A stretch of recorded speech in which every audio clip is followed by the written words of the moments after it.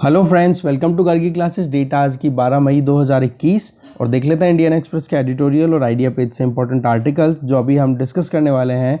First article is the house must sit. इस article में बताया हुआ है कि डेमोक्रेसी के 3 पिलर्स होते हैं। उन 3 पिलर्स में से जुडिशरी और एग्जीक्यूटिव्स ये तो देखो कहीं ना कहीं मोर और लेस अपनी एक्टिविटीज़ को परफॉर्म कर रहे हैं, बट जो थर्ड पिलर है दैट इज़ वेरी इंपॉर्टेंट, जो कि वाकई में डेमोक्रेसी क्रिएट करता है, दैट इज़ लेजिस्लेचर। ये कहीं ना कहीं अपने रोल से बिल्कुल मिसिंग है। तो अभी पार्लियामेंट का सेशन जल्दी से जल्दी होना ही चाहिए, इसमें ये बताया हुआ है। तो इस आर्टिकल को हम देखेंगे। दूसरा इधर आप आर्टिकल देख रहे हो, अ योजना रियलिटी चेक। इस आर्टिकल में बताया है कि जितनी भी स्कीम्स अभी करंट रिजीम ने चला रखी है, जो करंट सरकार है उन्होंने चला रखी है, तो उसका परफॉर्मेंस प्रीवियस टेन्योर में कैसा था, अभी क्या है। तो बेसिकली सरकार को इवैल्यूएट किया जा रहा है कि सरकार ने क्या किया। तो सरकार ने क्या किया ये तो इतना ज़्यादा इंपॉर्टेंट शायद अपने लिए ना हो, पर हाँ स्कीम कौन कौन सी है जो कि वेलफेयरिज्म के पॉइंट ऑफ व्यू से चलाई गई है, और उन स्कीम्स के बारे में आपको थोड़ी खुद से सेल्फ एक्सरसाइज करनी पड़ेगी। तो उस पॉइंट ऑफ व्यू से इस आर्टिकल को हम देख लेंगे। इसके अलावा सिक्योर द टीचर, इस आर्टिकल में हम देखेंगे कि एजुकेशन सिस्टम पे जो अटैक हुआ है इस कोविड-19 के चलते, और साथ में अभी यूपी में कई टीचर्स की डेथ भी हो गई है कोविड-19 के चलते। वजह कि पंचायत इलेक्शन हुए और पंचायत इलेक्शंस में जो डिप्लॉयमेंट था टीचर्स का, नॉन टीचिंग काम करवाया जब, तो ऐसे में उनके इन्फेक्शन हो गया और उनकी कॉम्प्लेक्सिटी बढ़ने के चलते डेथ हो गई। तो उसको लेकर के सिक्योर द टीचर करके ये आर्टिकल है, इसे भी एक बार देखेंगे। इधर देखोगे नो मिनिस्टर, इस आर्टिकल में अभी कुछ दिनों पहले आप देखोगे लगभग 10 मई को, है ना, परसों की बात है, कि एक डिसइंफॉर्मेशन क्राइसिस करके एक आर्टिकल आया था प्रकाश जावड़ेकर जी का, जिसके बारे में हमने ज़्यादा डिस्कशन किया नहीं था। उसमें वो गवर्नमेंट को डिफेंड कर रहे थे, राइट। तो उसी को कहीं ना कहीं काउंटर कर रही है यहाँ पे प्रियंका चतुर्वेदी कि आप मतलब यहाँ पर जो भी बातें आप कर रहे हो, जैसे सरकार की तरफ से अगर कोई भी स्टेटमेंट आता है तो बोला ऐसे में कहीं ना कहीं सरकार जो है वो अपने फंक्शंस को परफॉर्म करने में फेल हो रही है, ठीक है। तो ऐसे में यहाँ पर काउंटर किया जा रहा है उस आर्टिकल को। तो यहाँ पर आपके लिए जो इम्पोर्टेंट चीज़ देखो, हम ऑलरेडी बहुत बार देख चुके हैं, डिजास्टर मैनेजमेंट एक्ट हो गया जिसके अंडर में इस पेंडेमिक को कंट्रोल करने की बात की जा रही है। WHO ने भी इस पेंडेमिक को डिक्लेयर कर दिया था कि 2020 में कि वाकई में ये बहुत बड़ी महामारी के तौर पे फैल रही है। या फिर आप देखोगे एपिडेमिक्स एक्ट की बात करें, एसेंशियल कमोडिटीज़ एक्ट की इनकी बात करें, तो ये कहीं ना कहीं सरकार की ही क्रिटिसिज्म की जा रही है। तो क्रिटिसिज्म हम बिल्कुल एकदम सिरे से नहीं ले सकते, ठीक है। बाकी और जो चीज़ें थी वो हमने, क्योंकि रिपीटिशन है पॉइंट्स का, कुछ भी नया नहीं है। तो ऐसे में इस आर्टिकल से केवल एक चीज़ हम एक्सर्ट निकालेंगे, वो मैं आपको बता दूंगा जब हम वीडियो को अच्छे से स्टार्ट करने वाले हैं, ये हम डिस्कस नहीं करेंगे। इसके अलावा ये आर्टिकल है रीन इन कोविड प्रॉफिटियर्स। इस आर्टिकल में बताया हुआ है, एक तरीके से वो मान लो कोविड टाइम में, कोविड-19 का जो टाइम अभी चल रहा है, तो इसमें क्या एक सिनेरियो हमने अभी तक डिस्कस किया है, जैसे कि गवर्नमेंट ने कैसे लॉकडाउन लगाए, कैसे सेकंड वेव जो है वो बहुत ज़्यादा ग्रेव बनती चली जा रही है। USA का क्या रिस्पॉन्स आया, USA ने कैसे यू टर्न लिया है कि पहले तो बिल्कुल ही रिस्पॉन्ड नहीं किया था इंडिया की रिक्वेस्ट को, और फिर उसके बाद में अपनी तरफ से रिस्पॉन्स दिया, और जो मटेरियल, रॉ मटेरियल हो गया, ऑक्सीजन कॉन्सेंट्रेटर्स हो गए, उनकी सप्लाई इंडिया को करनी शुरू कर दी। फिर बाद में सोशल मीडिया, इलेक्ट्रॉनिक मीडिया का जो काम था वो बताया जा रहा है। फिर इसके बाद में जुडिशरी की जो फंक्शनिंग है वो बताई जा रही है कि जुडिशरी ने कैसे काम किया है, जैसे Delhi high court, Madras high court और अब सुप्रीम कोर्ट। जैसे कि कल हमने बात किया था, नेशनल टास्क फोर्स इस्टेब्लिश की गई है जिससे कि ज़्यादा से ज़्यादा एक कोऑर्डिनेटेड मैनर में काम किया जा सके। फिर आर्टिकल 21 की बात की जा रही है, राइट टू लाइफ की, जिसके बारे में हम बार बार देख चुके हैं कोविड-19 की जब भी बात आती है। फिर उसके बाद में आप देखोगे बिजनेस एज यूजुअल, BAU, मतलब हो गया क्या कि WTO में अगर हम नॉर्मल देखें, वर्ल्ड ट्रेड ऑर्गेनाइजेशन में, तो वहाँ पर की फंक्शनिंग को यहाँ पे शॉर्ट में बताया हुआ है। इसको एक काम करते हैं, इस आर्टिकल को फिर बाद में हम थोड़ी समरी ले ही लेंगे, इसकी एक रिवीजन हो जाएगा आपका, ठीक है। ये वाला आर्टिकल है, ये हमारे काम का नहीं है, नहीं डिस्कस करेंगे। और फिर क्रेडिट्स फॉर कैडेट्स, NCC को लेकर के अभी UGC के द्वारा एक प्रपोजल दिया गया है कि यूनिवर्सिटीज़ जो है वो NCC को अब रेगुलर कैरिकुलम में ऐड करे, ऐसे नहीं कि एक्स्ट्रा कैरिकुलर एक्टिविटीज़ में NCC को रखे। ये चाह रहे हैं कि मेन स्ट्रीम में जो एजुकेशन ली जाती है उसमें एनसीसी को ऐड किया जाए। ठीक है, तो इसमें ये आर्टिकल दिया हुआ है, तो इसको भी देख लेंगे एनसीसी पॉइंट ऑफ व्यू से। अब देखते हैं मेन जो कंटेंट है उसको डिटेल में। शुरुआत करते हैं आज एक छोटी से एक कोटेशन से। यहाँ पे देखो, all the perfumes of Arabia will not Sutton this little hand. तो बेसिकली यहाँ पर राइटर जो हैं वो काउंटर कर रही है एग्जीक्यूटिव्स को, मतलब सरकार को। तो सरकार ने जो कुछ भी अभी तक किया है उसमें सरकार कहीं ना कहीं अपनी जो एक डिलीवरी होनी चाहिए ड्यूटीज़ की वो कहीं ना कहीं प्रॉपर नहीं फुलफ़िल कर पा रही है।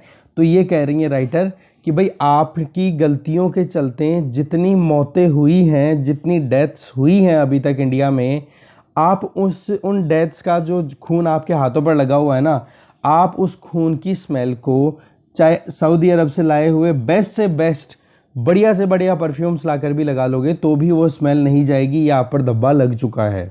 ठीक है, तो ऐसे में ये कोटेशन क्या है, all the perfumes of Arabia. अगर आप अरेबिया से जितने भी परफ्यूम बनते हैं वहाँ पे अच्छी क्वालिटी के सारे परफ्यूम लेकर भी अगर आप अपने हाथों में लगा लोगे ना, तो भी आपके हाथों पर या आप पर जो धब्बा लग चुका है कि कोविड-19 को प्रॉपर्ली टैकल नहीं कर पाए हो, आप उसको नहीं मिटा सकते हो। इसका मतलब ये हो गया। तो ऐसे में ये चीज़ आप देख सकते हो।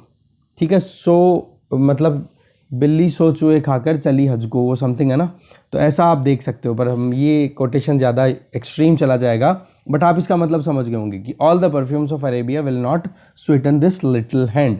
इस आर्टिकल में देखो क्रिटिसिज्म ही है इसमें, तो इसमें ज़्यादा कुछ देखेंगे नहीं। अब चलते हैं मेन कंटेंट पे। फर्स्ट आर्टिकल है द हाउस मस्ट सेट। इस आर्टिकल में बताया है कि अभी तक जो सिचुएशन देखी जाए ना कोविड-19 की, वो कुछ ऐसी है कि इंडिया में जितने भी डिस्ट्रिक्ट्स हैं उनमें से 306 डिस्ट्रिक्ट्स का हाल ये है कि 20% वहाँ पर पॉजिटिविटी आ रही है। मतलब हर दिन आप देखोगे केसेस लगातार बढ़ते चले जा रहे हैं। 306 ऐसे डिस्ट्रिक्ट्स हैं और फ्रंट पेज पे आप देखोगे 500 से ज़्यादा डिस्ट्रिक्ट्स में लगभग 10% से ज़्यादा पॉजिटिविटी रेट आ रही है। तो इसका मतलब हो गया कि पूरा इंडिया अब कोविड-19 SARS-CoV-2 कोरोना वायरस की गिरफ्त में आ चुका है। एक तरफ डेमोक्रेसी के 3 पिलर्स में बात करें तो जुडिशरी और एग्जीक्यूटिव अपनी तरफ से काम कर रहे हैं पब्लिक हेल्थ इमरजेंसी को काम हैंडल करने के लिए। वो बात ठीक है कि एग्जीक्यूटिव इतना कुछ मतलब नियरली एनफ काम कर रही है, बट दूसरी तरफ जुडिशरी है वो लगातार अपनी तरफ से एफर्ट्स लगा रही है कि जो हेल्पलेस सिटीजन्स हैं उनकी सहायता की जा सके। ठीक है, बट तीसरी आर्म जो है दैट इज़ लेजिस्लेचर, जिसको हम पार्लियामेंट बोलते हैं, वो बिल्कुल एब्सेंट है इस क्राइसिस को टैकल करने में। आज कांग्रेस के एमपीज़ की अगर बात करें, जैसे कि अधीर रंजन चौधरी, ठीक है, कांग्रेस के एमपी लीडर ऑफ अपोजिशन है इन लोकसभा, उन्होंने रिक्वेस्ट लिखी है प्रेसिडेंट रामनाथ कोविंद को कि आप समन करो हाउस को जल्दी से जल्दी। दूसरी तरफ लोकसभा स्पीकर को भी उन्होंने लिखा। इसके अलावा कांग्रेस के ही leader, opposition leader in Rajya Sabha Mallikarjun खड़गे, उन्होंने भी प्राइम मिनिस्टर और राज्यसभा के जो चेयरमैन हैं एम वेंकैया नायडू, जो कि हमारे वाइस प्रेसिडेंट भी हैं, उनको भी रिक्वेस्ट की है कि भाई आप जल्दी से जल्दी हाउस को बुलाओ, पार्लियामेंट की ज़्यादा भी नहीं तो वर्चुअल मीटिंग्स ही करवा दो, और पार्लियामेंट की भी नहीं करा पा रहे हो तो स्टैंडिंग कमिटीज़ की करवा दो, जिससे कि प्रॉपर मीटिंग अगर हो जाएगी तो इस प्रॉब्लम को हम सॉर्ट आउट आसानी से कर पाएंगे। इन 2 सीनियर ऑपोजिशन लीडर्स के द्वारा लिखा गया है ऐसे में, और जबकि आप देखोगे कि एक तरीके से स्टेटमेंट्स कैसे रिलीज हो रहे हैं वो बहुत ही ज़्यादा कहीं ना कहीं डेमोक्रेसी के पॉइंट ऑफ व्यू से बहुत वीक करने वाले स्टेटमेंट है रिजीम के हिसाब से या गवर्नमेंट की तरफ से जो स्टेटमेंट्स आ रहे हैं। जैसे कि former prime minister Manmohan Singh ji ने सजेशन दिए तो उसको किस तरीके से स्नब्ड किया गया, दैट मीन्स एक तरीके से डिसऑनर किया गया जो करंट हेल्थ मिनिस्टर उनके द्वारा। सिमिलरली जो अदर लीडर्स हैं उनके द्वारा भी कहीं ना कहीं ऐसे स्टेटमेंट आ रहे हैं जो कि दुखद है। तो बेसिकली पॉइंट क्या है, अगर लेजिस्लेचर अगर आती है, बातचीत अगर होती है, तो क्राइसिस में इनोवेटिव आइडियाज़ आएंगे। दूसरे जो अलग अलग कॉन्स्टिट्यूएंसीज़ को रिप्रेजेंट करने वाले एमपीज़ जब देखेंगे आइडियाज़ को, रिसोर्सेज को, क्वेश्चन रखेंगे, आंसर मिलेंगे उनको, तो इस बीमारी को चेक एंड बैलेंस के पॉइंट ऑफ व्यू से अच्छे से काम कर पाएंगे कि कैसे बेस्ट प्रैक्टिसेस अडॉप्ट की जा सकती है। आज अगर पार्लियामेंट का सेशन नहीं चलता है तो ऐसे में मान लो एक पर्टिकुलर स्टेट का एग्जांपल देता हूं मैं, कोई भी अभी तक तो कोई भी सक्सेसफुल नहीं हो पा रहा है प्रॉपर्ली। मान लो उड़ीसा में केसेस कंट्रोल होने लग गए, एग्जांपल दे रहा हूं मैं, तो उड़ीसा के एमपीज जो हैं वो अपनी प्रैक्टिसेस को शेयर करेंगे उन प्लेटफॉर्म्स पे, पार्लियामेंट्री प्लेटफॉर्म्स पे। और अगर वहाँ से कोई भी अगर इनोवेटिव आइडिया महाराष्ट्र के एमपी को अच्छा लगा और उसने वहाँ पर इम्प्लीमेंट किया और पता पड़ा कि डेथ्स को बहुत हद तक कम कर पाए, तो ऐसे में पार्लियामेंट कितना इंपॉर्टेंट रोल प्ले कर सकती है। तो एक ये बहुत इंपॉर्टेंट प्लेटफॉर्म है लेजिस्लेचर, इसको बिल्कुल भी इग्नोर नहीं करना चाहिए।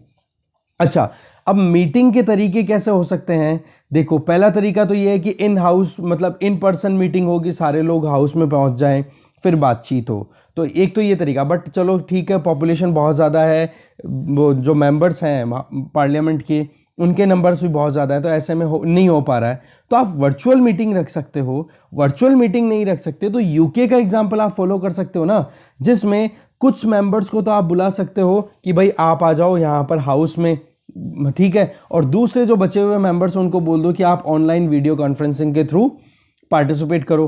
तो ऐसे में क्या हो जाएगा, इजीली आप काम कर सकते हो। इसके लिए क्या करना पड़ेगा, जो लॉज है ना पार्लियामेंट की फंक्शनिंग के लिए, जो लॉज बने हुए हैं उनको थोड़ा मॉडिफाई कर दो, प्रोसीजर्स को थोड़ा सा रिलैक्स कर दो। कोरम का जो कानून बनाया हुआ है कि कम से कम 10% मेंबर्स अगर प्रेजेंट नहीं होंगे तब तक मीटिंग नहीं चलेगी, तो कोरम के रूल्स को रीसेट कर दो। और वेन्यूज़ है, कहाँ पर आप हाउस की मीटिंग बुलाना चाह रहे हो, कहाँ पर पार्लियामेंट्री फंक्शनिंग को आप परफॉर्म करना चाह रहे हो, तो उसकी वेन्यूज़ भी तो चेंज की जा सकती है ना। तो ऐसे में ये वेरिएशन ला करके आप लेजिस्लेचर को भी इन एक्शन ला सकते हो, जो कि अभी फिलहाल बिल्कुल मिसिंग है। तो पॉइंट क्या है, अर्जेंसी बहुत ज़्यादा है, और ऐसे में अगर तीसरा पिलर बिल्कुल मिसिंग रहेगा तो हम कैसे प्रॉपर्ली टैकल कर पाएंगे। तो पार्लियामेंट को अपनी फंक्शनिंग में अपने स्थान पर फिर से आने की ज़रूरत है, और गवर्नमेंट को इसकी लीड करनी पड़ेगी, क्योंकि अल्टीमेटली हाउस को समन कौन करेगा।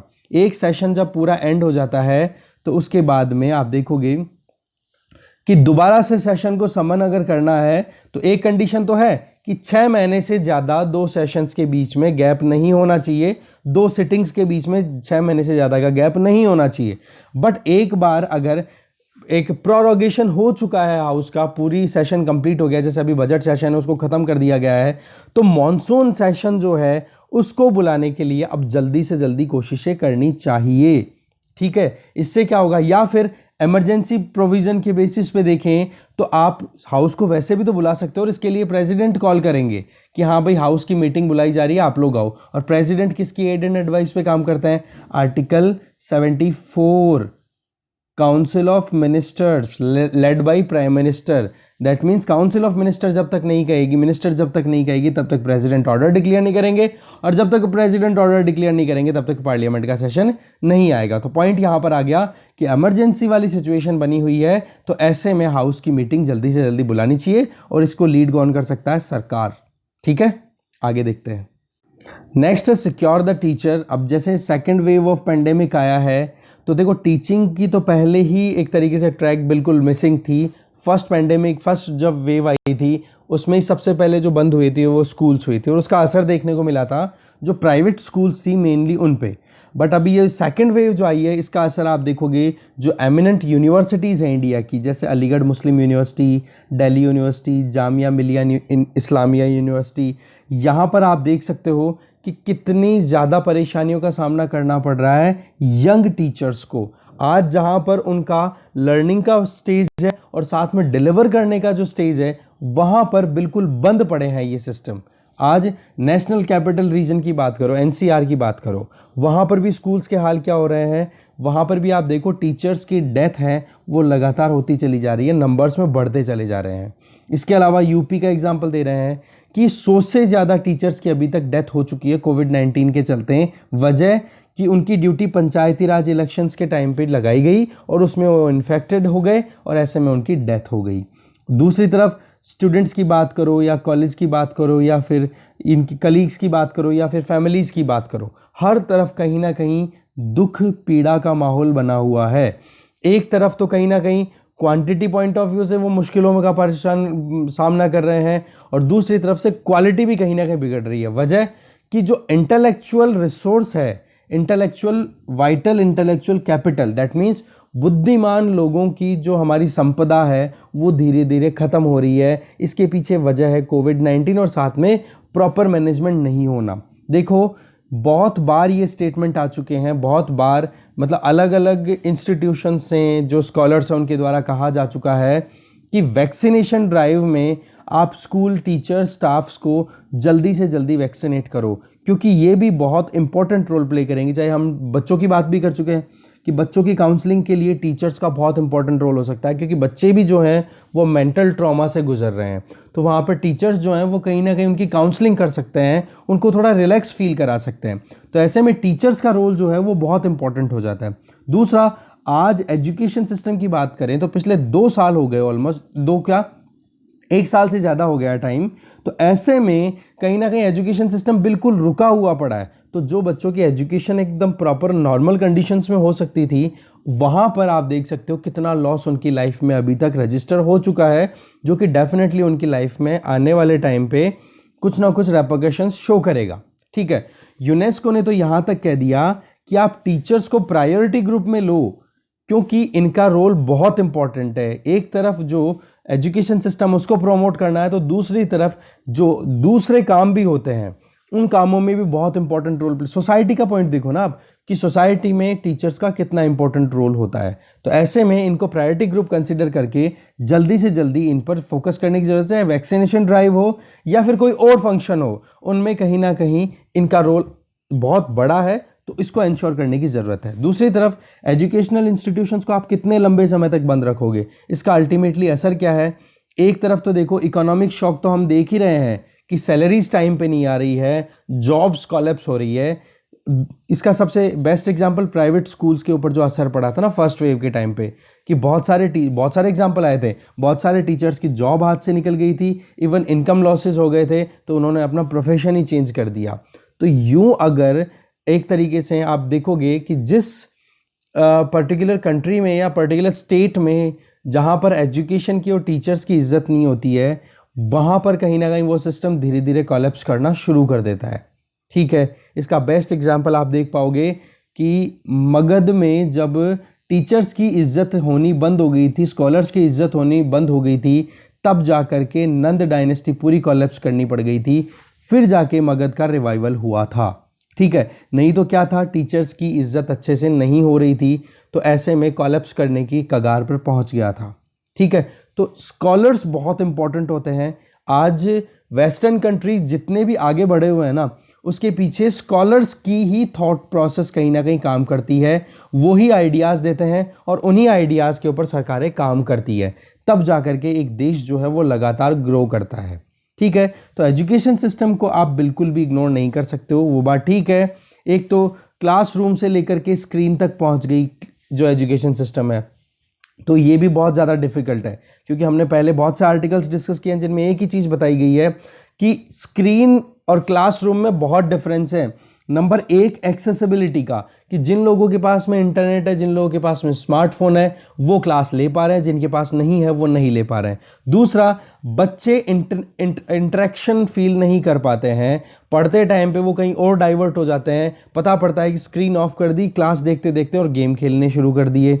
तीसरी जो चीज़ है वो ये कि जो एक्चुअल में जो एक ओपन फील्ड में जो प्लेग्राउंड है, वहाँ पर खेल करके अपनी खुद की जो अदर पर्सनालिटी की जो ट्रेट्स हैं उनको इम्प्रूव कर सकते हैं, वो इम्प्रूवमेंट भी नहीं आ रहा है। तो ऐसे बहुत सारे लिमिटेशंस हैं अगर स्क्रीन पे क्लासेस चलती हैं तो बोला इन चीज़ों को हमें ध्यान में रखने के लिए रख करके आगे चलना पड़ेगा। नहीं तो ये एक तरीके से आप देखोगे इनिक्यूटियस, ये आप देखोगे इनिक्यूटियस, ये सोल्यूशन ठीक नहीं है। दैट मीन्स ये मॉरली रॉन्ग सोल्यूशंस हैं, हमें कुछ और काम करना पड़ेगा। इसका काम क्या है, सिंपल सा, टीचर्स को आपको जल्दी से स्ट्रेंथन करने की ज़रूरत है, नहीं तो इसका असर हमें लॉन्ग टर्म में देखने को मिलेगा।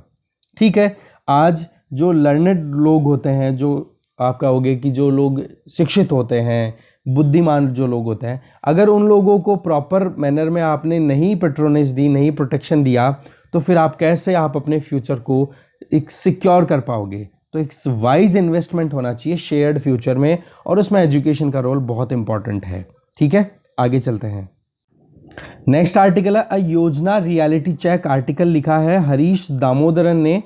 तो देखो इसमें शुरुआत तो की जाती है, बोला बीजेपी की, ये हमारे लिए इतनी काम की नहीं है, बस आर्टिकल है इसलिए हमें पढ़ना जरूरी है।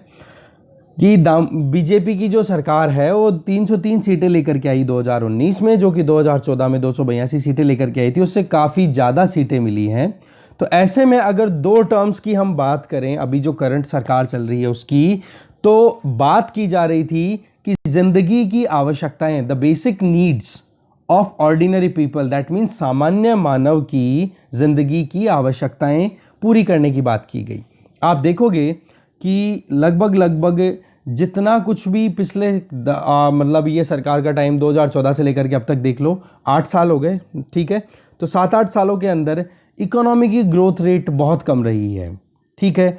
2014 में जब सरकार बनी तो उसके पहले 8% की ग्रोथ रेट चल रही थी, जो कि 2016-17 में आके 6.2% हो गई इकोनॉमिक ग्रोथ रेट। वो घट करके 5.9 4.1% तक आ गया। इवन अभी हमने देखा प्रीवियस ईयर के अंदर आते हैं तो माइनस में पहुंच गए हम। इसके अलावा एग्रीकल्चर, ट्रेड, इनकी बात करो, ये भी कहीं ना कहीं वीक होता चला जा रहा है। रूरल वेजेस हैं वो भी डिक्लाइन कर रहे हैं। रूरल वेजेस नॉमिनली ग्रो कर रहे हैं केवल 4.8%, और वो ही अगर इन्फ्लेशन को एडजस्ट करो, नॉमिनली का मतलब हो गया, मान लो 2020 में जो कुछ भी आपकी ग्रोथ रेट थी एग्रीकल्चर की, रूरल वेजेस की, गाँव में जो लोग काम करके अपनी डेली का रोजगार करके पैसा कमाते हैं, उनकी जो ग्रोथ रेट थी उसको अगर आप 2019 के साथ में कंपेयर कर दोगे तो ये नॉमिनल हो जाएगा। दैट मीन्स कि आप पिछले साल से कंपेयर कर रहे हो, जबकि यहां पर आप थोड़ा सा और पीछे जाओ और एक बेस ईयर मान लो, 2015 का बेस ईयर आपने फिक्स किया हुआ है। अब 2015 में जो प्राइसेस थी कमोडिटीज की, आप खाना खाते हो, आप इलेक्ट्रिसिटी कंज्यूम करते हो, बहुत सारी चीज़ें खरीदते हो, तो उस टाइम पर जो रेट थी, पैसा लगता था उस काम का, उस पैसे का आज के कंपैरिजन में कुछ ना कुछ तो वेरिएशन देखोगे ना। तो महंगाई बढ़ी हुई मिलेगी आपको, जिसको हम इन्फ्लेशन बोलते हैं, मुद्रास्फीति। तो ऐसे में क्या हो जाता है कि अगर हम नॉमिनल रेट को अगर इन्फ्लेशन के साथ एडजस्ट कर देते हैं, महंगाई के साथ एडजस्ट कर देते हैं, मतलब इन्फ्लेशन हटा देते हैं, तो हमारे पास में रियल ग्रोथ आ जाती है। और रूरल वेजेस की अगर रियल ग्रोथ देखो तो केवल 0.1% रजिस्टर की गई थी, जो कि बहुत ही कम है। पिछले अगर 7 सालों के पूरे टेन्योर की अगर बात करें, ठीक है, तो उसमें लगातार डिक्लाइन ही देखने को मिला। अच्छा, सबसे मेन पॉइंट क्या है कि 2007-8 से लेके 2013-14 के टाइम पर ये ही डेटा कहीं ना कहीं ज़्यादा था। दैट मीन्स रूरल वेजेस जो थे वो नॉमिनल रेट के ऊपर तो 15.3% की ग्रोथ रेट रजिस्टर कर रहे थे, जबकि 5.1% की रियल वैल्यूज़ के अंदर कंसिडरेशन थी। तो ऐसे में हमने देखा कि ये सारी चीज़ें नेगेटिव हैं, पर चलो ठीक है, इन सारे नेगेटिव चीज़ों को हम कहीं ना कहीं रिप्लेस कर सकते हैं। कुछ दूसरे बेनिफिट्स हैं जो कि करंट सरकार ने अपने प्रीवियस और इस करंट रिजीम में स्टार्ट की हैं, जिनको हम फ्लैगशिप स्कीम्स बोलते हैं। जिसमें सबसे पहला काम तो स्वच्छ भारत मिशन, जिसके अंडर में करोड़ों लोगों को टॉयलेट बनवा के दिए गए। दूसरा, जनधन योजना, जिसके अंतर्गत करोड़ों लोगों के बैंक अकाउंट खुलाए गए। इसके अलावा एलपीजी कनेक्शन दिए गए उज्ज्वला स्कीम में, जिसमें करोड़ों लोगों को घरों में एलपीजी कनेक्शन दिए गए फ्री ऑफ कॉस्ट। इसके अलावा इलेक्ट्रिसिटी प्रोवाइड की जा रही है बहुत सारे घरों को सौभाग्य स्कीम के अंडर में, तो ऐसे में एक ये भी काम है। इसी तरीके से गरीब लोगों को या फिर जो लोग मतलब एम्बिशियस हैं कि उनका मकान होना चाहिए, तो उसके लिए प्रधानमंत्री आवास योजना शुरू की गई, तो उसमें लाखों मकान बनवा दिए गए। इसी तरीके से आप लाखों करोड़ों मकान, ऐसे ही गाँव में इंफ्रास्ट्रक्चर कनेक्टिविटी या फिर लॉजिस्टिकल कनेक्टिविटी को इंश्योर करने के लिए प्रधानमंत्री ग्राम सड़क योजना, इसको शुरू किया गया। इसके अंडर में एक्सपेंशन किए गए। तो बोले ये बहुत ही अच्छे काम हुए, इन प्रोग्राम्स के अचीवमेंट्स बहुत रहे हैं। और दूसरी तरफ इनका जो अचीवमेंट रहा वो यहाँ पे ये डेटा है ना, डेटा शायद आपके इतना मुझे लगता काम आएगा। बस ये देख सकते हो कि स्वच्छ भारत मिशन, अब यहाँ पर आपके लिए टास्क आ जाती है, वो ये कि जो स्कीम्स के नाम देखे हैं ना हमने, इन स्कीम्स के बारे में detail UPSC point of view से देख लेना। इनमें से क्वेश्चन बन सकता है प्रीलिम्स में, ठीक है ना। इन स्कीम्स को फॉर, जैसे स्वच्छ भारत मिशन फॉर यूपीएससी, ठीक है, तो उसके बारे में पूरे नोट्स मेकिंग कर लो। जनधन योजना फॉर यूपीएससी, उसके बारे में देखो, क्योंकि आपने अगर अभी प्रिपरेशन शुरू की है तो हो सकता है इन स्कीम्स के बारे में आपको ज़्यादा पता ना हो, तो इन स्कीम्स के बारे में आप ज़रूर पता करोगे, ठीक है। और नहीं समझ में आए तो यूट्यूब पे बहुत सारे वीडियोस पड़े हैं, कहीं से उठा के कुछ भी देख सकते हो, ठीक है। समझ में आए उस वीडियो को देखो, आराम से नोट मेकिंग करो। बाकी मेरा ये कहना है कि अच्छी सी वेबसाइट पकड़ो कोई सी भी, और उस वेबसाइट से आराम से देखोगे तो वहाँ से ज़्यादा अच्छे से देख पाओगे आप चीज़ों को। क्योंकि होता क्या है कि मतलब मान लो कि कोई वीडियो बन रहा है यूट्यूब पे, तो उस कंटेंट में सबसे बड़ी प्रॉब्लम तो क्या होगी कि वो बंदा जो भी पढ़ा रहा है या बंदी, तो वहाँ पर कहीं ना कहीं वो अपने हिसाब से अपने दिमाग को लगा करके अप्लाई करते हैं। ठीक है, तो आप थोड़ा सा 2-3 स्कीम्स तो एटलीस्ट आपसे खुद से पढ़ना, बाकी चीज़ें आप कलेक्ट करना चाहो कर लेना। ठीक है, आपको भी तो थोड़ा दिमाग लगाने की आदत पड़नी चाहिए, नहीं तो पका पकाया कितना खा करके आगे बढ़ोगे। ठीक है, मेंस में तो कहीं ना कहीं आपको ही डील करना पड़ेगा। सही है, मेंस में डील करने के बाद में फिर इंटरव्यू में जाओगे तो इंटरव्यू में भी आपको ही डील करना पड़ेगा। वहाँ पर पकी पकाई चीज़ें आप नहीं ले सकते, वहाँ पर आपको खुद से ही लीड करना पड़ता है, खुद से ही जजमेंट लेने होते हैं, डिसीजंस लेने होते हैं। तो आप इस चीज़ को ज़रूर ध्यान रखोगे। खैर, आ जाते हैं फिर से आर्टिकल पे। तो इलेक्ट्रिफिकेशन की बात करें तो बहुत सारे लोगों को, लगभग 21.45 करोड़ घरों को इलेक्ट्रिफिकेशन मिली है। ठीक है, जिसमें से अब केवल 18,734 ही ऐसे मतलब घर बच रहे हैं या एरियाज बचे हैं जहां पर इलेक्ट्रिफिकेशन नहीं है। एलपीजी पेनिट्रेशन बहुत हद तक बढ़ गया।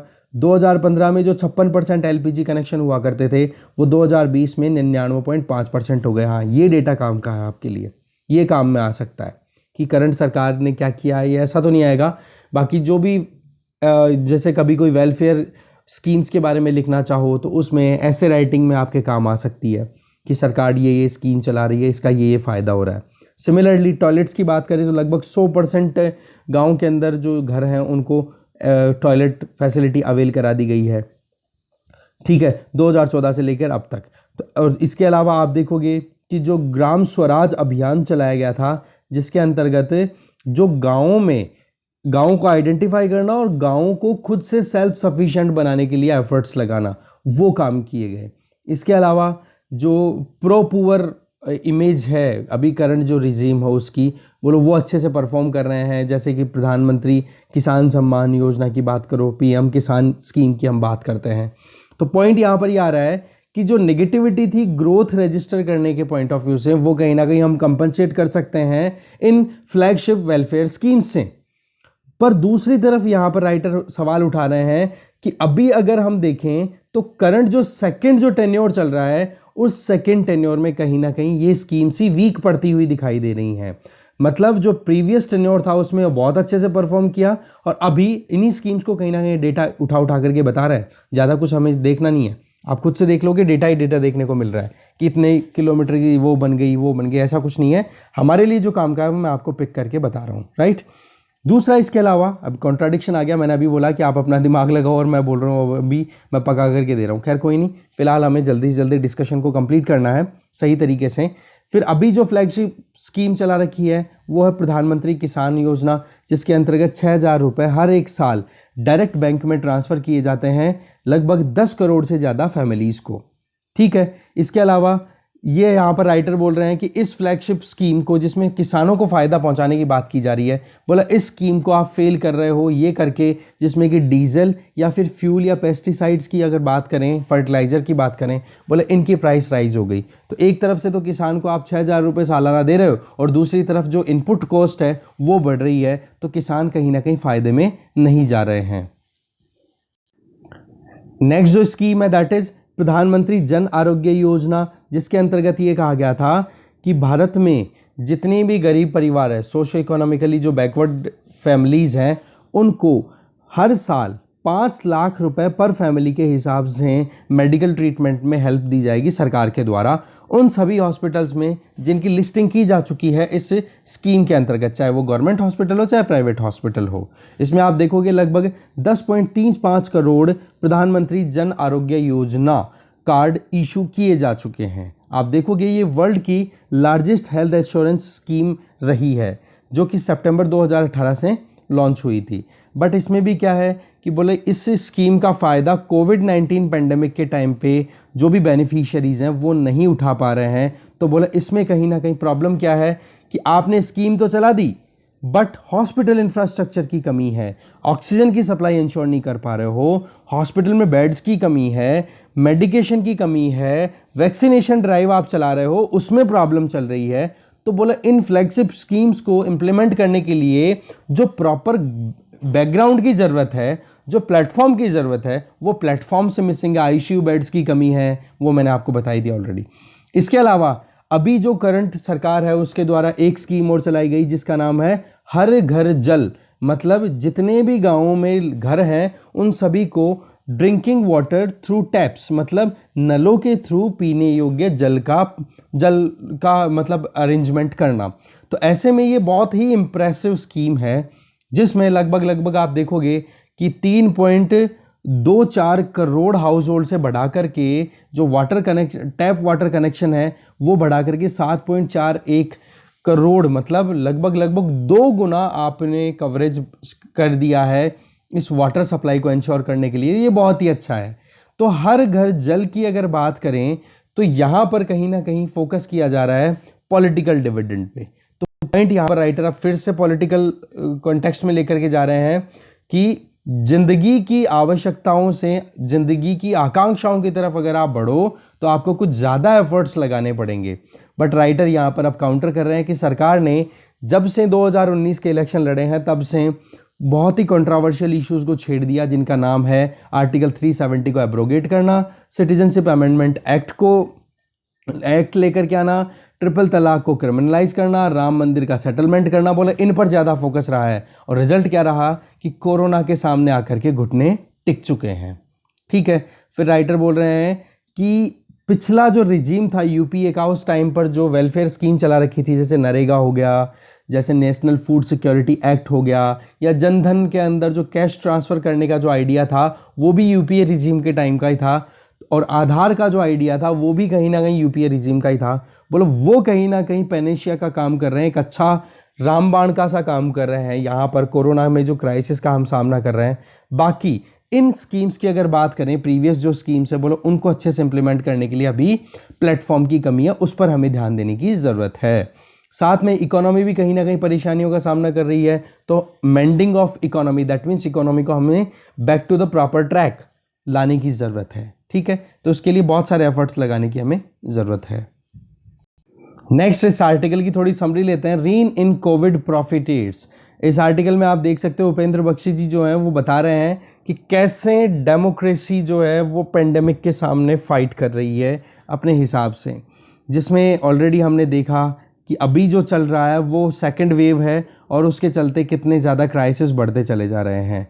अगर हम ह्यूमैनिटेरियन असिस्टेंस की बात करें तो एक तरफ सरकार जो काम कर रही है वो तो है ही, बट इंटरनेशनल कम्युनिटी के पॉइंट ऑफ व्यू से भी देखें तो वो भी कहीं ना कहीं कोलैबोरेट करने के लिए अब आ रहे हैं। डिप्लोमेटिकली कहीं ना कहीं एंगेजमेंट बढ़ती चली जा रही है। एक तरफ यूएसए जो हेल्प नहीं करना चाह रहा था वो अभी हेल्प करने के लिए तैयार है और हेल्प कर भी रहा है।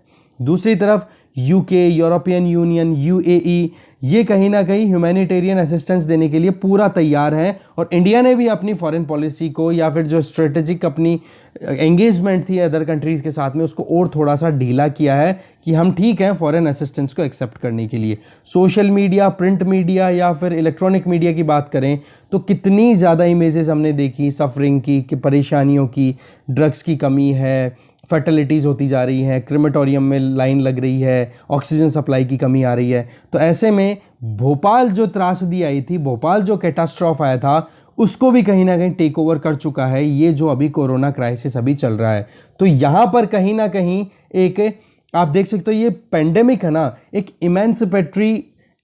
तरीके इमेंसिपेटरी कैटास्ट्रॉफिज्म शो कर रहा है। दैट मीन्स ये कहीं ना कहीं आपको मुक्तिवादी प्रलय, दैट मीन्स कि आपकी यहाँ पर प्रलय ऐसी आ चुकी है जिससे कि आप कहीं ना कहीं बहुत चीज़ों को पीछे छोड़ते चले जा रहे हो। मतलब एक नया एक्सपीरियंस, एक नई दुनिया शुरू होगी जब ये बीमारी कभी भी कंट्रोल में आएगी। इसके अलावा जुडिशरी की जो फंक्शनिंग रही है उसको तो बहुत ही हमें वाकई में कहना पड़ेगा कि जुडिशरी ने बहुत ही क्रिटिकल रोल प्ले किया है, चाहे वो दिल्ली हाई कोर्ट की तरफ से सेंट्रल गवर्नमेंट को लताड़ना या फिर दूसरी तरफ कलकत्ता हाई कोर्ट की तरफ से इलेक्शन का जो पूरा माहौल बना हुआ था उस पर लताड़ लगाना, मद्रास हाई कोर्ट का जो स्टेटमेंट कि भाई क्रिमिनल प्रोसीडिंग्स होनी चाहिए इलेक्शन कमिश्नर्स के अगेंस्ट में, क्योंकि उन्होंने कोविड अप्रोप्रिएट कंडक्ट को वायलेट करने वाले जो कैंडिडेट्स थे, जो भी इलेक्टोरल लीडर्स थे, उन लोगों को आपने रोका नहीं। तो ऐसे में आप देख सकते हो हमारे कॉन्स्टिट्यूशन में आर्टिकल 21 जो कि राइट टू लाइफ हमें इंश्योर करता है वो भी कहीं ना कहीं क्राइसिस का सामना करता हुआ दिखाई दिया। तो ऐसे में जुडिशियल आउटरीच जस्टिफाइड है या नहीं, ये बिल्कुल क्लियर होना चाहिए। यहाँ पर जुडिशरी जो कुछ भी कर रही है, जैसे नेशनल टास्क फोर्स का इस्टेब्लिश करना, उस पर उनको टास्क देना, 12 पॉइंट रेफरेंस पॉइंट देना कि भाई आपको इन पे काम करना है। सिमिलरली WHO की तरफ से बात करें, WTO वर्ल्ड ट्रेड ऑर्गेनाइजेशन में, तो वहां पर बिजनेस एज यूजुअल तो क्या होता है, नॉर्मल कंडीशंस में चलता है। बट अभी देखोगे तो ह्यूमैनिटेरियन क्राइसिस का सामना कर रहे हैं इंटरनेशनली हर एक कंट्री। तो पिछले साल अक्टूबर में साउथ अफ्रीका और इंडिया ने दोनों ने प्रपोजल दिया था, WTO की ट्रिप्स की मीटिंग हुई थी कि कहीं ना कहीं थोड़ा बहुत रिलैक्सेशन दे दो, जिससे कि इंटेलेक्चुअल प्रॉपर्टी राइट्स को अगर रिलैक्सेशन मिलेगा तो वैक्सीन कैंडिडेट्स और अच्छे से प्रोड्यूस हो पाएंगे। तो ऐसे में जब वैक्सीन की कमी, एक सेकेंड, वैक्सीन की कमी को लेकर के हम परेशान हो रहे हैं, वो कमियां खत्म हो जाएगी। तो ऐसे में यूएसए ने तो चलो थोड़ा सा अच्छा सिग्नल दिया है कि हाँ, हम हमारी तरफ से IPR जो भी इश्यूज हैं उनको थोड़ा रिलैक्स कर देंगे, वैक्सीन कैंडिडेट्स को हम अलाउ कर देंगे दूसरी कंपनीज को भी प्रोड्यूस करने के लिए। बट यूरोपियन यूनियन और दूसरे डेवलप्ड कंट्रीज अभी भी फंसे पड़े हैं। यूरोपियन यूनियन अभी भी इस चीज़ के लिए अलाउ नहीं कर रही है। तो पॉइंट क्या है कि आप अगर टॉक्सिक कैपिटलिज्म की तरफ चले देखोगे, जहां पर केवल और केवल प्रॉफिट को ही अर्न करने की बात करोगे, तो डिजास्टर कहीं ना कहीं बहुत ज़्यादा डिजास्टरस हो जाएगी। देखो, जब कभी भी इस तरीके की क्राइसिस आती है ना, पेंडेमिक, तो सोसाइटी में जो डिवीज़न है वो डिवीज़न आपको बहुत ज़्यादा देखने को मिलेगा, जहां पर एक तरफ लोग एक्सेस कर पा रहे हैं तो दूसरी तरफ एक्सेस नहीं कर पा रहे हैं। एक तरफ अमीर लोग जो हैं वो और अमीर बनते चले जाते हैं, तो गरीब और गरीब होते चले जाते हैं। अमीर जिस पैसे को अक्यूमुलेट करके अपने वॉल्यूम को बढ़ाते हैं, वो पैसा उन गरीबों का होता है जो गरीब अभी इस क्राइसिस के चलते मर रहे हैं। तो ऐसे में इन रिच कंट्रीज की, या फिर जो रिच इंडिविजुअल्स हैं या रिच ऑर्गेनाइजेशंस हैं, उनकी मॉरल ऑब्लिगेशन है और मॉरल ड्यूटी है कि इन गरीब लोगों की, या फिर जो वल्नरेबल सेक्शन है या सोसाइटी में जो डाउन ट्रोडन सेक्शन है, उसकी हेल्प करें।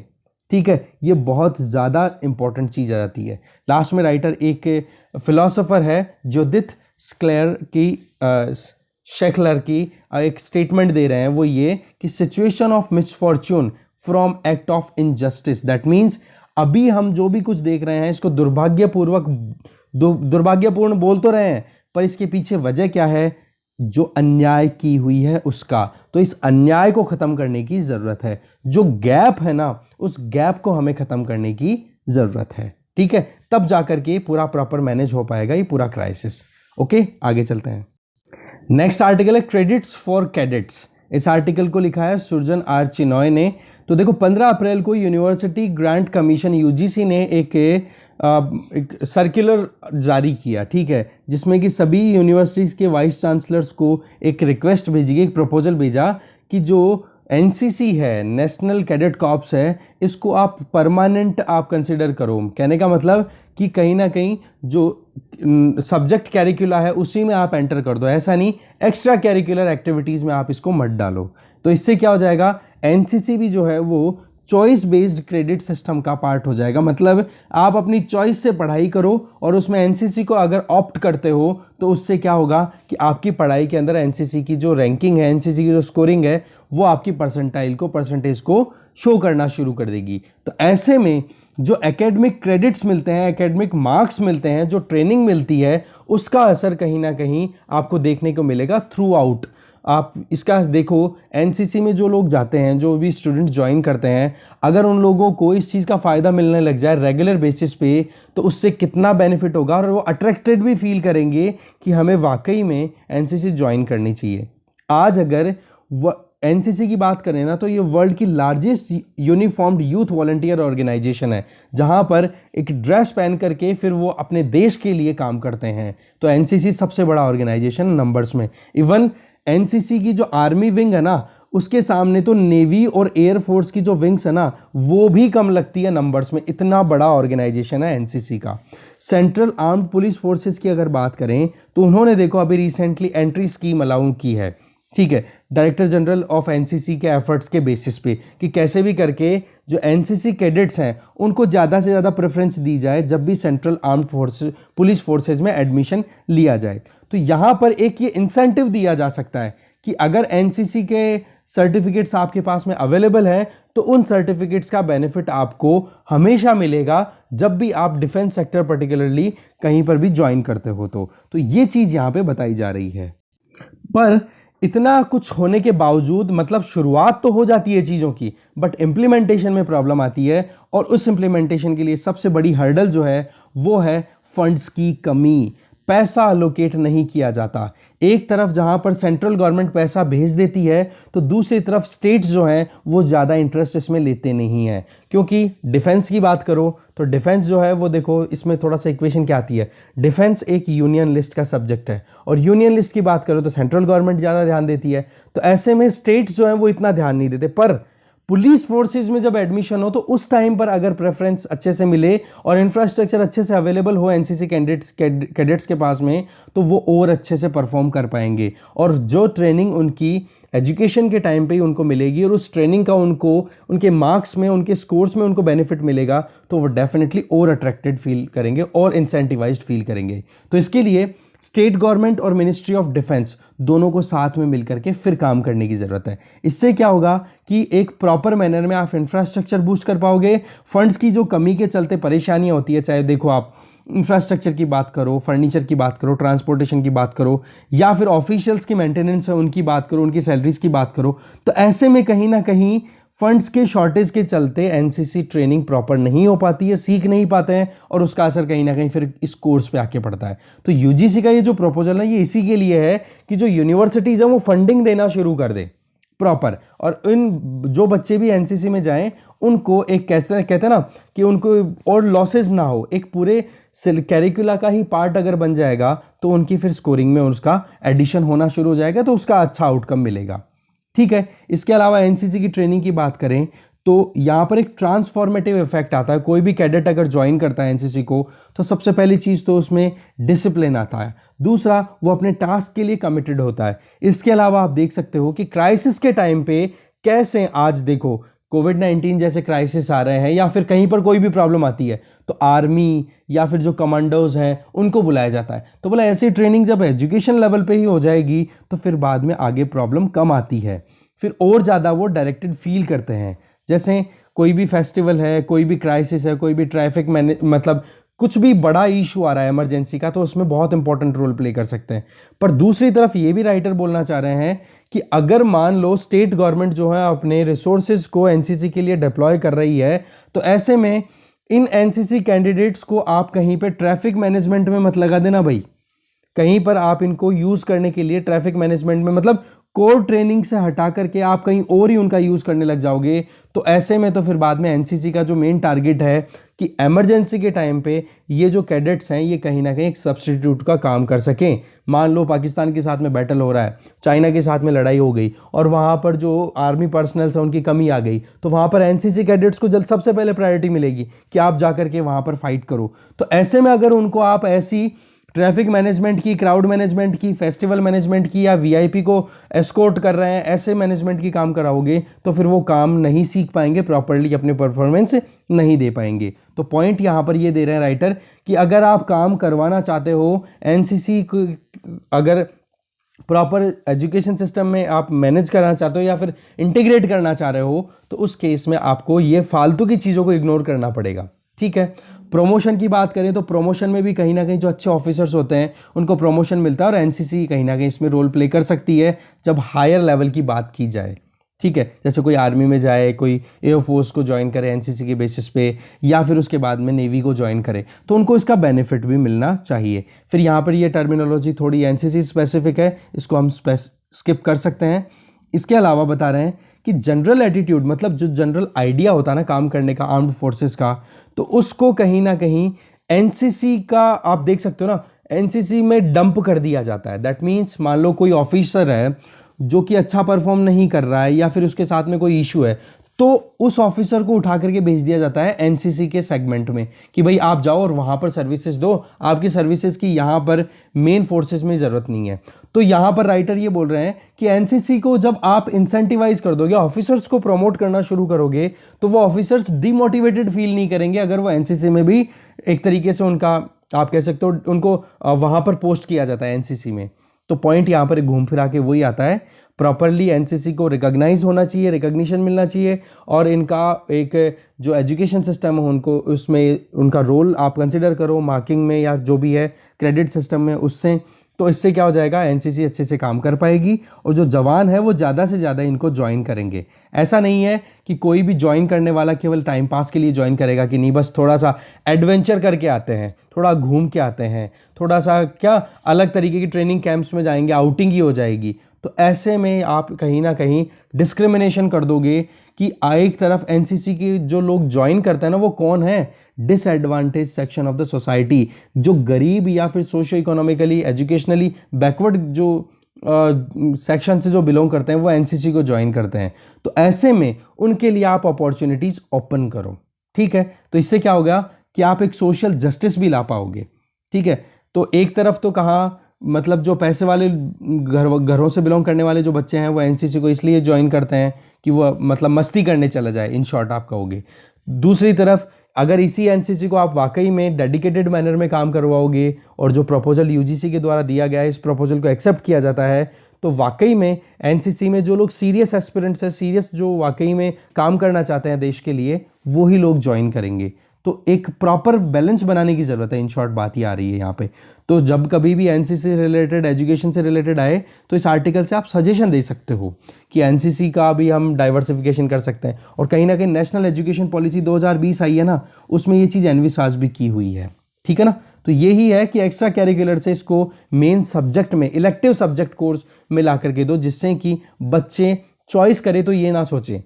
होता क्या है, एक बिहेवियर देखने को मिलता है, मान लो पीसीएम, फिजिक्स केमिस्ट्री मैथमेटिक्स ये सब्जेक्ट हैं, तो इनमें से चॉइस कर रहा है कोई स्टूडेंट। अब यहीं पर अगर इन्हीं के इक्विवेलेंट लेवल पे एनसीसी का चॉइस भी आएगा तो स्टूडेंट एनसीसी को अगर ऑप्ट करता है तो ऐसे में कितनी मतलब वो हिचकेगा नहीं, वो ये नहीं सोचेगा कि एनसीसी को तो एक्स्ट्रा करिकुलर में डाला हुआ है तो ज़्यादा इंपॉर्टेंट नहीं है, छोड़ो छोड़ो कुछ और ले लो, या फिर लेंगे तो केवल मस्ती के लिए टाइम पास करके, क्योंकि फिर पास भी ये हो जाता है आराम से। तो ऐसे में एनसीसी को सब कैटेगराइज किया हुआ है, तो इस कैटेगरी को अपलिफ्ट करने की ज़रूरत है और उसी दिशा में कहीं ना कहीं यूजीसी की तरफ से ये प्रपोजल यूनिवर्सिटीज़ को दिया भी गया है। अब देखने वाली बात है कितना क्या होता है, टाइम बताएगा, ठीक है। अब देख लेते हैं एक छोटा सा मैप। आज वैसे न्यूज़पेपर में तो कोई मैप का इतना कोई जिक्र है नहीं, हमने देखा पूरा एडिटोरियल देखा अच्छे से अभी, तो इसलिए मैंने सोचा क्यों ना बेसिक से ही हम स्टार्ट कर लें। तो इंडिया और इंडिया के स्टेट्स और यूनियन टेरिटरीज़ की बात करें तो सबसे पहले आप नज़र देखोगे, देखो नॉर्थ से शुरू करते हैं, लद्दाख। लद्दाख की कैपिटल है ले। लद्दाख की बॉर्डर शेयर हो रही है जम्मू कश्मीर और हिमाचल प्रदेश से, ध्यान रखोगे आप, ठीक है। लद्दाख की बॉर्डर इधर शेयर हो रही है चाइना से, ऊपर इधर अफगानिस्तान से, ये देखो छोटी सी स्ट्रिप आ रही है, और इधर ये पाकिस्तान से बॉर्डर शेयर हो रही है लद्दाख की। जो पाकिस्तान के पास में अभी गिलगिट बाल्टिस्तान वाला रीजन है वो लद्दाख का ही पार्ट कंसिडर किया गया है, ये आप ध्यान रखोगे। दूसरी तरफ इधर जम्मू एंड कश्मीर की यूनियन टेरिटरी, इसमें जो पाकिस्तान ऑक्यूपाइड जम्मू एंड कश्मीर है उसको इसमें कंसिडर किया गया है। तो ऐसे में हमने देख लिया ऊपर का। फिर आ जाती है बात हिमाचल प्रदेश की।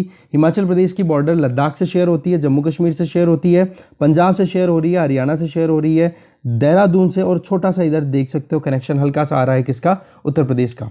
ऐसे में हिमाचल प्रदेश की कैपिटल हो गई शिलोंग। कैपिटल की लोकेशन आप जरूर ध्यान से देखते जाना, क्योंकि लोकेशन पॉइंट ऑफ व्यू से कई बार नॉर्थ साउथ ईस्ट वेस्ट ऐसे लगवा लिया जाता है, तो अब जरूर ध्यान दोगे। और लैटिट्यूड और लॉन्गिट्यूड पॉइंट ऑफ व्यू से भी देखते चले जाना, ठीक है। इसके अलावा पंजाब की देखो, इधर राजस्थान, पाकिस्तान, इधर हिमाचल प्रदेश, जम्मू कश्मीर, हरियाणा, इनसे बॉर्डर शेयर हो रही है, कैपिटल है चंडीगढ़। इसी तरीके से आप देख सकते हो उत्तराखंड को, उत्तराखंड की कैपिटल है देहरादून, ठीक है, बिल्कुल यूपी बॉर्डर के पास में। इधर हरियाणा की कैपिटल भी चंडीगढ़ है, पंजाब की कैपिटल भी चंडीगढ़ है जो यहाँ पर लोकेटेड है। ऐसे में आप देख सकते हो उत्तर प्रदेश, उत्तराखंड को भी देख लिया, उत्तर प्रदेश की कैपिटल लखनऊ बिल्कुल ऑलमोस्ट बीचों बीच है यूपी के, ठीक है। इधर राजस्थान की कैपिटल जयपुर जो कि लगभग दिल्ली की तरफ आ जाती है, ईस्ट की तरफ। ऐसे ही गुजरात की कैपिटल गांधीनगर, गांधीनगर के पास में अहमदाबाद है। ऐसे में आप देखोगे इधर मध्य प्रदेश बिल्कुल सेंटर में, भोपाल इसकी कैपिटल है। और कौन कौन से स्टेट से बॉर्डर शेयर कर रहा है ये भी ध्यान देख लेना आप, कि एक तरफ यूपी है, राजस्थान है, गुजरात है, इधर आप देखोगे महाराष्ट्र है, इधर छत्तीसगढ़ आप देख पा रहे हो। इसके अलावा अगर हम थोड़ा सा ईस्ट की तरफ जाए तो इधर देखोगे बिहार, बिहार की कैपिटल है पटना, बिहार की बॉर्डर शेयर होती है इधर नेपाल से, इधर आप देख सकते हो वेस्ट बंगाल से, इधर आप देख सकते हो यूपी से, इधर झारखंड से, ये ध्यान रखोगे आप अच्छे से, ओके। फिर इसके अलावा आप देख सकते हो बिहार के बाद में झारखंड, झारखंड की कैपिटल है रांची, वेस्ट बंगाल से, बिहार से, यूपी से और इधर देख सकते हो छत्तीसगढ़ से और उड़ीसा से बॉर्डर शेयर हो रही है। सिमिलरली आप नॉर्थ ईस्ट के स्टेट्स की बात करो तो यहाँ देखो सिक्किम, सिक्किम की कैपिटल है गंगटोक। केवल और केवल एक ही स्टेट से बॉर्डर शेयर करता है सिक्किम, वो है वेस्ट बंगाल। यहाँ पे आप देख रहे हो येलो वाला। राइट में भूटान है, लेफ्ट में यहाँ पे देख सकते हो नेपाल है। राइट का मतलब ईस्ट, वेस्ट का मतलब लेफ्ट का मतलब वेस्ट, और नॉर्थ में आप देख सकते हो तिब्बत, चाइना। सिमिलरली आगे आप देखो असम, असम की बॉर्डर शेयर होती है देखो अरुणाचल प्रदेश से, नागालैंड से, मणिपुर से, मिजोरम से, त्रिपुरा से, मेघालय से, वेस्ट बंगाल से। तो सबसे ज़्यादा स्टेट्स के साथ में अगर कोई बॉर्डर शेयर करता है कोई स्टेट, वो है असम, ये आप ध्यान रखोगे। और इनकी कैपिटल भी ध्यान रख लेना, अरुणाचल प्रदेश की ईटानगर यहाँ पर है, तो नागालैंड की कोहिमा थोड़ी सी ईस्ट में है। तो इम्फाल जो है मणिपुर की कैपिटल है वो बिल्कुल मणिपुर के बिल्कुल बीचों बीच है। तो मिजोरम की जो आइजोल कैपिटल है वो थोड़ी सी वेस्ट में आ जाती है इम्फाल से। ऐसे ही त्रिपुरा और त्रिपुरा की कैपिटल अगरतला है, तो मिजोरम की कैपिटल आइजोल है, तो दोनों की दोनों कर्क रेखा के आसपास में लोकेटेड है। सिमिलरली मेघालय की कैपिटल है शिलोंग। अब आगे अगर चलें तो आप देख सकते हो, थोड़ा नीचे आ जाएं, छत्तीसगढ़, छत्तीसगढ़ की बॉर्डर शेयर हो रही है यूपी से भी हो रही है, तो झारखंड से भी हो रही है, उड़ीसा से भी हो रही है, तो इधर आंध्र प्रदेश से भी हो रही है, तेलंगाना से भी हो रही है, तो महाराष्ट्र और मध्य प्रदेश से भी हो रही है। तो ऐसे में आप काउंटिंग करें अगर, तो 1 2 3 4 5 6 7, 7 ही स्टेट्स के साथ में ये भी अब शेयर करने लग गया छत्तीसगढ़ जो है बॉर्डर, क्योंकि जब से ये तेलंगाना और आंध्र प्रदेश का डिवीजन हुआ है तब से और ज़्यादा बॉर्डर शेयरिंग हो चुकी है। इसके अलावा आप देख सकते हो महाराष्ट्र, महाराष्ट्र की कैपिटल का मुंबई है और इसकी रायपुर थी छत्तीसगढ़ की। देखो किस किस के साथ बॉर्डर शेयर कर रहा है, गुजरात, गुजरात के अलावा आप देख सकते हो इधर मध्य प्रदेश, छत्तीसगढ़, तेलंगाना और यहाँ पे कर्नाटका, और ये गोवा, गोवा की राजधानी है कैपिटल पणजी, और गोवा एकदम बिल्कुल कोस्टल स्टेट है, ये आप ध्यान रखोगे। इसके अलावा आप देख सकते हो यहाँ पर दादरा नगर हवेली भी है यहाँ पर, और यहाँ पर ही है दमन, तो इधर है दमन, तो यहाँ पर है, दिव यहाँ पर है। ये दोनों की दोनों गुजरात में लोकेटेड है, जो कि यूनियन टेरिटरी है। ठीक है, अभी प्रपोजल गया हुआ है, प्रेसिडेंट ने साइन किया कि नहीं किया मुझे कंफर्म नहीं है, कि दादरा नगर हवेली और दमन दीव को मिलाकर के एक ही यूनियन टेरिटरी में कन्वर्ट करने की बात की जा रही है। ठीक है, इसके अलावा आप देख सकते हो इधर तेलंगाना, तेलंगाना बिल्कुल यहाँ पे जहाँ महाराष्ट्र, छत्तीसगढ़ हो गया, इधर देखो आंध्र प्रदेश हो गया, कर्नाटका, इससे बॉर्डर शेयर हो रही है। तेलंगाना की राजधानी हो गई हैदराबाद। अभी आंध्र प्रदेश की कैपिटल 2024 तक देखो हैदराबाद ही चल रही है। बाकी प्रपोजल दिया हुआ है अमरावती का। ठीक है, अमरावती की लोकेशन आप देख लो, जो कि हैदराबाद की अपकमिंग कैपिटल होगी। बट अभी थोड़ा सा ये चल रहा है कि हैदराबाद जो है वो कहीं ना कहीं 3 कैपिटल बनाना चाह रहा है, तो उसको लेकर भी कंट्रोवर्सी चल रही है। बातचीत क्या होगी वो आगे देखते हैं। इसके अलावा पुदुचेरी जो कि यूनियन टेरिटरी है, इसकी 3 टेरिटरीज हैं। ठीक है, पुदुचेरी आप देख ही रहे हो, एक तो पुदुचेरी मेन है। ठीक है, इसके अलावा कराईकल है जो कि पुदुचेरी का ही पार्ट है, यनम है जो कि आंध्र प्रदेश वाले रीजन में है, ये भी पुदुचेरी का ही पार्ट है, और एक माहे है जो कि पुदुचेरी का ही पार्ट है, जो कहाँ पर लोकेटेड है, केरला में। ठीक है, फिर आप देख लो आंध्र प्रदेश की शेयरिंग बॉर्डर कोस्टल लाइन है, उड़ीसा देख सकते हो, छत्तीसगढ़ देख सकते हो, तेलंगाना, कर्नाटका और तमिलनाडु। ठीक है, और साथ में ये पुदुचेरी आप भूल ही नहीं सकते।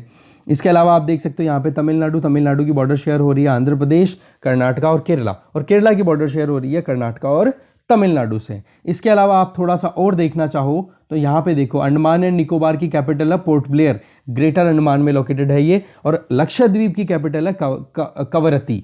ठीक है, और केरला की कैपिटल है थिरुवनंतपुरम जो कि बिल्कुल साउथ में है, और तमिलनाडु की कैपिटल है चेन्नई जो कि बिल्कुल आंध्र प्रदेश बॉर्डर के पास में लोकेटेड है। कर्नाटका की बात करो तो कैपिटल है बिल्कुल तमिलनाडु बॉर्डर के पास में साउथ ईस्ट की तरफ। इसके अलावा अगर आप देखना चाहो तो उड़ीसा की कैपिटल इधर देख सकते हो भुवनेश्वर, वेस्ट बंगाल की कैपिटल कोलकाता। तो कुछ अगर बच गया हो तो आपके सामने मैं स्क्रॉल अप स्क्रॉल डाउन कर रहा हूं इसको, तो थोड़ा ध्यान से देख लेना, इस मैप से क्वेश्चन 1 या 2 फंस जाते हैं। क्योंकि एक तो ये मान लो कि कोई बंदा शुरू होता है नागालैंड से, जाना है गुजरात, तो कितने मिनिमम स्टेट से होते हुए गुजरेगा, अब आप बताओ। मैप अगर याद है तो ही तो बता पाओगे। चलो ठीक है। दूसरा कि कोई 2-4 स्टेट्स का नाम दे दिया, जैसे एक क्वेश्चन था कि एक लैटिट्यूड कौन से स्टेट से गुजरती है जो कि सिक्किम से होते हुए भी गुजर सकती है, तो ऐसे में राजस्थान उसका आंसर था। ऐसे क्वेश्चन आते हैं, तो ऐसे में इस मैप को बिल्कुल हल्के में मत लेना, ध्यान से देख लेना, क्वेश्चन घुमा फिरा के आते हैं, और बार बार देखना इस मैप को, तब जाकर के बात बनेगी। अच्छा, एक चीज़ और, जहाँ पर ये जो करंट अफेयर्स के लिए जो टेलीग्राम चैनल है ना, जहाँ पे मैं न्यूज़पेपर शेयर करता हूँ, वहीं पर आपको ये मैप भी शेयर करता रहता हूँ मैं टाइम टू टाइम, तो उन मैप्स को भी आप फॉलो करते रहना। ओके, तो इसके साथ में आज के वीडियो में इतना ही था। अच्छा, एक चीज़ और, ये देख लो पार्क स्ट्रेट, यहाँ पे गल्फ ऑफ मन्नार है इस तरफ, ये वाला जो है गल्फ ऑफ मन्नार है, ये बे ऑफ बंगाल है। इन दोनों को ज्वाइन कराने के लिए जो वाटर स्ट्रेट है दैट इज पार्क स्ट्रेट, ध्यान रखोगे आप ये। इसके अलावा आप बे ऑफ बंगाल इधर है ही, अरेबियन सी है। इंडिया के पड़ोसी देशों की अगर बात करें तो वो भी देख ही लो चलो, इधर म्यांमार है, इधर बांग्लादेश है, इधर भूटान है, इधर नेपाल है, इधर चाइना है, इधर पाकिस्तान, इधर अफगानिस्तान। तजाकिस्तान से हमारी सीधी बॉर्डर शेयर नहीं होती है। तो ये है मेन बातें। और अब आपके लिए क्वेश्चन क्या है, इसमें आपको अच्छे से देखो कि कौन कौन से स्टेट जो हैं वो हमारे पड़ोसी देशों के साथ में बॉर्डर शेयर कर रहे हैं, देखोगे अच्छे से। अच्छा, एक चीज़ और फैक्ट और बता देता हूँ कि इंडिया में सबसे बड़ी जो कोस्टल लाइन है वो गुजरात की है। ओके, तो इसके साथ में इस वीडियो में इतना ही था। Thank you very much for watching this video.